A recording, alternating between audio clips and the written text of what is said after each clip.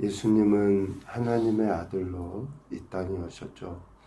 이 분명한 사실을 드러내 보이기 위해서 예수님은 하나님께서 행하시려는 일, 그 일을 행하려 하셨죠. 하나님께서 행하시려 하시는 일의 결국이 뭡니까? 영생을 주시기 위함이에요. 그 영원한 생명을 주시기 위해서 예수님은 자신을 드리시는 겁니다. 마지막이 정해져 있다. 그것도 죽어야지 된다. 그것을 알고 걸어가는 그 길이 우리가 생각할 수 없는 길이잖아요. 많은 사람을 위해서 자신이 죽으셔야지 된다. 그래서 12장 32절에도 내가 땅에서 들리면 모든 사람을 내게로 이끌겠노라. 12장 34절에도 인자가 들려야 하리라. 자신의 죽으심이 모든 사람을 구원하실 수 있는 하나님의 방법임을 알고 예수님은 그런 말씀들을 통해서 자신을 드러내 보이시죠. 그런데 무리들은 어떻게 합니까? 인자가 누구냐? 도대체 인자가 누구야? 라고 하는 질문들을 통해서 예수님이 하나님의 아들이시고 그리스도라는 사실을 믿지 못하는 그러한 행태만 나타내 보이죠. 그럼에도 예수님은 자신을 한결같이 하나님과 동등된 분으로 표현하고 자신을 죽이려고 하는 자들이 붙인 죄명이 뭐예요? 신성모독이에요. 예수님이 하나님의 아들이시다, 하나님이시다라고 하는 그 말 때문에 지금 예수님을 죽이려 하는 거거든요. 기적을 행해서가 아니에요. 이적을 나타내 보이고 어떤 많은 일들을 해서 예수님을 죽이려고 하는 게 아니라 예수님이 하신 그 말. 그런데도 예수님은 12장 44절이나 45절 말씀에도 보면 예수님 자신을 믿는 자는 예수님을 믿는 것이 아니고 예수님을 보내신 이를 믿는 것이다. 예수님을 보는 자는 예수님을 보내신 이를 보는 것이다. 라고 말씀을 계속해 하셔요. 자신이 곧 하나님이시다. 라고 하는 것을 선포하시죠. 이러한 모든 말씀은 12장 49절에 표현한 것처럼 자의로 말하시는 게 아니에요. 예수님을 보내신 아버지께서 예수님에게 말할 것과 이룰 것을 친히 명령하여 주신 그 말씀을 예수님이 하신 거예요. 그러니까 예수님의 말씀은 곧 하나님의 말씀. 참 자신을 신성모독의 죄명을 붙여서 죽이려고 하는 저들 앞에서 당당하게 한결같이 자신이 곧 하나님이시다 라고 하는 사실을 드러내 보이는 거 절대 쉽지 않죠. 우리는 뭐 예수님이니까 하실 수 있어, 하나님이니까 하실 수 있어. 그런데 완전한 인간으로 오신 그 예수님이 이렇게 담대하게 자신을 드러내 보이신 것은 결국 뭡니까? 하나님의 말씀을 이루시기 위함이고 모든 인생에게 영생을 주시기 위함. 즉 자신이 하늘의 밀로서 죽어야지만이 된다고 하는 그 분명한 사실 때문에 예수님은 여전히 신실하게 그렇게 하나님의 행하심을 드러내 보이시고 자신이 하나님이시라고 하는 사실을 나타내 보이신 거죠. 그 하나님이신 예수님께서 요한복음 10장 1절부터 17절까지 내용을 보면 제자들의 발을 씻어주시죠. 영생을 주시기 위해 십자가 죽음을 당하셔야 하시는 예수님이 그 일을 앞에 두고 제자들에게 본을 보여주셔요. 제자들의 발을 씻겨주시면서 사랑과 섬김의 본.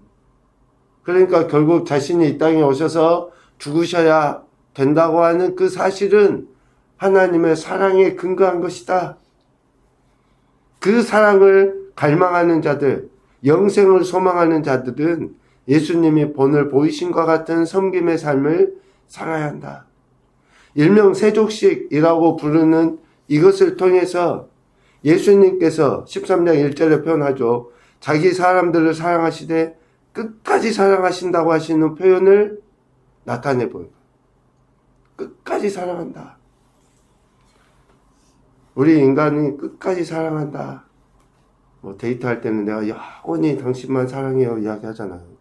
그런데 시간이 지나고 환경이 바뀌면 그런 것들은 변질이 돼요.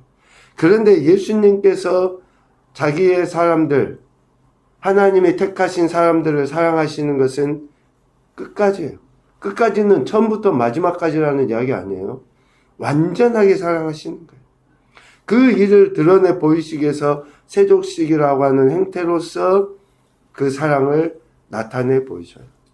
그리고 8절, 그렇게 예수님이 씻어주심으로 인해서 어떻습니까? 예수님과 상관이 있는 관계, 예수님과 관계를 맺은 존재가 되었다라고 하는 것을 알려주셔요. 오늘 우리는 세족식이라는 행태를 하긴 합니다. 그런데 세족식으로 인해서 예수님과 우리가 하나 됐다고 하지 않아요. 우리가 예수 그리스도의 십자가의 피를 믿음으로 우리는 하나 됐다고 이야기하는 거예요. 그러니까 일명 세족식, 이거는 예수님께서 자신이 어떠한 죽음을 죽으실 것을 아시고 예수님의 그 죽으심을 믿는 자들이 예수님과 하나 된다고 하는 사실을 이 행태를 통해서 드러내 보이신 거죠. 그러니까 오늘날 우리가 세족식, 세례, 성찬식, 모든 어떠한 이러한 그 행사들을 하잖아요.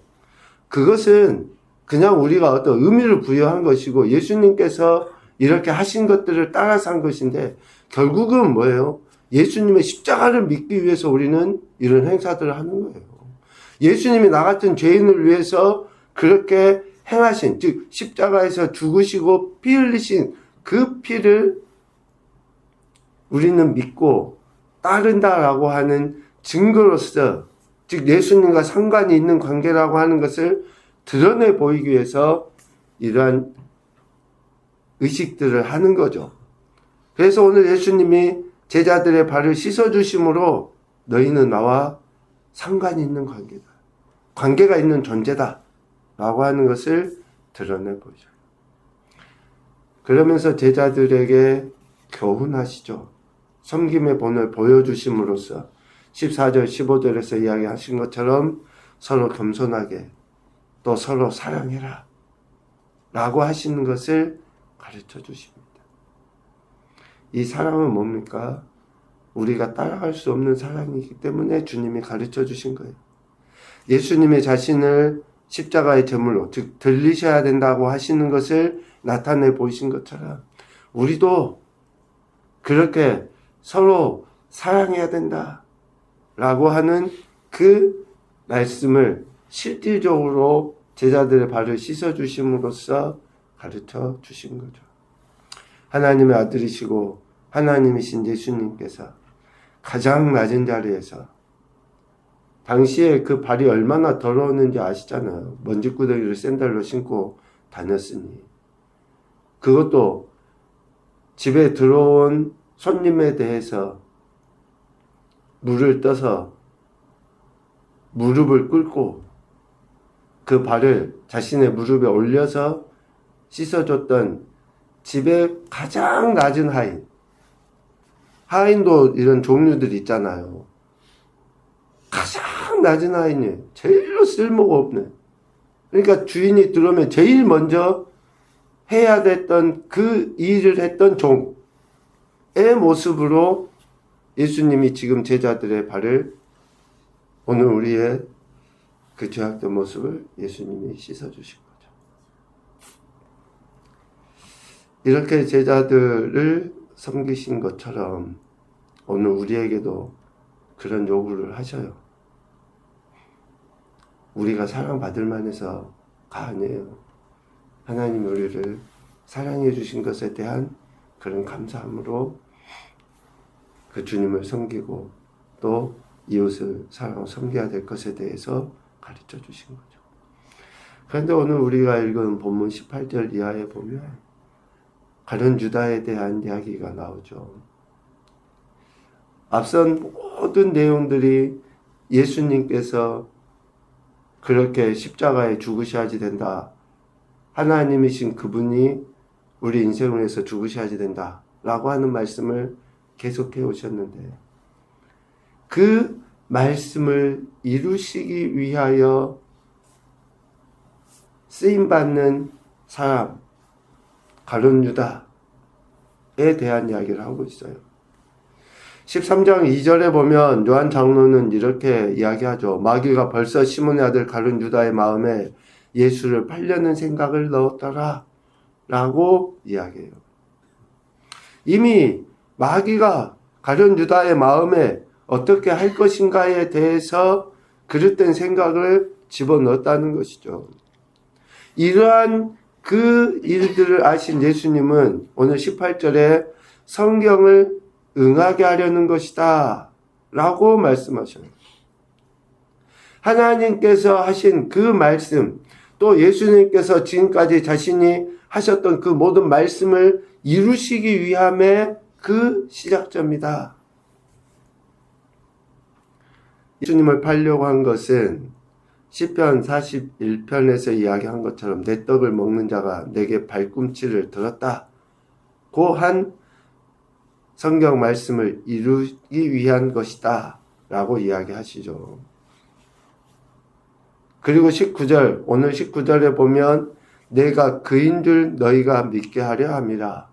그러니까 예수님께서 그렇게 팔려야 될 존재라고 하는 것을 믿게 하려 합니다 라고 말씀하셔요. 그러니까 가룟 유다가 예수님을 팔아서 예수님께서 잡히고 죽임을 당하시는 것, 이 모든 말씀들을 이루기 위함의 시작이다 라고 이야기하시죠. 이러한 일들이 언제 제자들이 비로소 깨닫게 됩니까? 예수님이 그렇게 잡혀서 죽임 당하실 때야 비로소. 이미 성경 말씀에서 그 말씀들을 이루기 위함이라고 이야기하시는데 그런 이야기를 몰라요. 우리도 마찬가지죠. 이야기도 잘 몰라요. 부모가 자녀들에게 경고도 하고 하는데 몰라요. 그런데 뭔 일이 닥쳐보고 또 자기가 깨져보고 힘들어 보면 그때서야 왜요? 엄마 아빠가 그때 이렇게 이야기하셨는지 그렇게 알게 돼요. 예수님께서 그렇게 자신이 어떠한 죽음을 당하실 것인지 말씀하셨음에도 불구하고 제자들은 그때는 모르다가 예수님이 죽임 당하시고 난 이후에야 비로소 그였다. 그리스도이시다. 하나님의 아들이시다. 아니 하나님이시다. 라고 하는 사실을 그때서야 알고 믿게 된다는 것이죠. 예수님은 자신을 보낸 자를 영접하는 자는 자신을 영접하는 것이고 자신을 영접하는 자는 자신을 보내신 이를 영접하는 것이다 라고 오늘 20절에 분명하게 말씀하십니다. 계속 강조해 오신 것과 같이 예수님이 하나님의 아들이시고 곧 하나님이라고 하는 사실을 드러내 보이십니다. 이 분명한 사실을 믿는 자들이 결국에는 영생을 얻게 된다라고 하는 것을 예수님은 말씀하셔요. 결국 한 알의 밀로서 죽으셔야 들려야 많은 사람이 영생 곧 구원을 얻게 된다라는 것, 이것을 위해서 가장 먼저 팔려야지 되는데 팔려야지 되잖아요. 그 일을 예언하신 구약의 말씀을 성취하기 위해서 예수님께서는 내 떡을 먹는 자 너희 중 하나가 예수님을 팔아야 됐다라고 하는 것을 말씀으로 가르쳐 주시고 있습니다. 그 일을 한 사람이 바로 가룟 유다예요. 많은 생각을 하게 합니다. 첫 번째 교훈으로 보면요. 섬김의 본을 보이신 예수님을 본받아 서로 사랑하고 섬기며 살아가자. 입술만이 아니라 실제적으로 우리가 이런 신앙과 삶의 태도를 해야 될 것 같습니다. 두 번째 교훈으로 보면 하나님의 말씀을 성취하는 사람이 이길 소망하자. 하나님의 말씀을 성취하는 사람이 이길 소망하자. 세 번째로는 반대예요. 하나님의 말씀을 성취하는 사람이 내가 아니길 기도하자. 무슨 의미로 이 말씀을 나누는지 아시겠죠? 애굽의 바로왕 그렇잖아요. 오늘 가룟유다 빌라도 그렇지 않습니까? 하나님의 말씀을 성취하는 사람이 나여야 돼요. 그런데 다른 한편으로 보면 하나님의 말씀을 성취하는데 내가 아니기를. 그래서 우리 자신들은 항상 그 말씀 앞에 겸손히 낮아져서 하나님의 선하신 뜻을 분별하고 그 뜻에 순종하며 살기를 갈망하며 몸부림쳐야 할 것 같습니다. 오늘도 우리에게 생명 허락하신 하나님, 영원한 생명을 주신 예수 그리스도의 그 구원의 은혜 감사하시면서 그 말씀에 합당한 태도를 취해서 영광 올려드리시고 우리를 통해 아버지의 기뻐하신 뜻이 이루어져가는 저는 귀하고 복된 한날과 우리의 인생이 되시기를 주님의 이름으로 축복합니다.